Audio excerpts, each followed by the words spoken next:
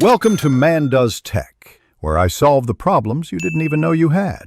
In this video, I will explain how to use zip files on your mobile device.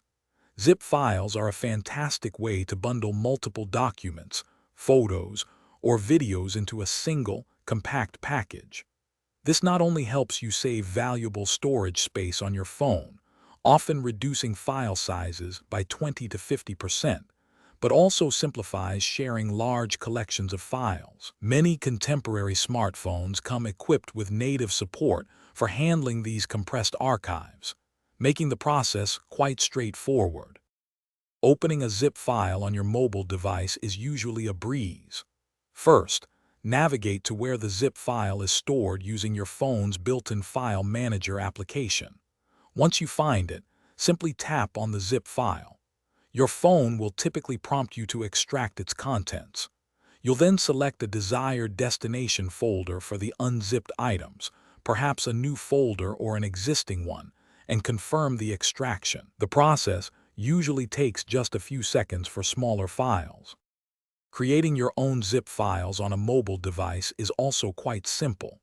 Begin by opening your file manager and selecting all the files and folders you want to include in your new archive. After selecting, look for an option like Compress, Zip, or sometimes even Share, which might lead to a compression utility.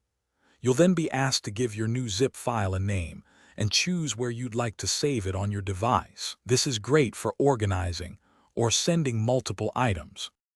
While many phones offer native zip support, third-party applications can provide more advanced features and handle a wider array of compression formats beyond just zip.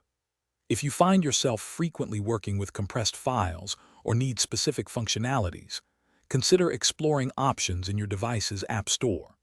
Searching for terms like Zip Extractor, File Archiver, or RAR Opener will yield many results, often with high ratings and millions of downloads, offering enhanced control over your archives. Thanks for watching. If you found this helpful, don't forget to like and subscribe.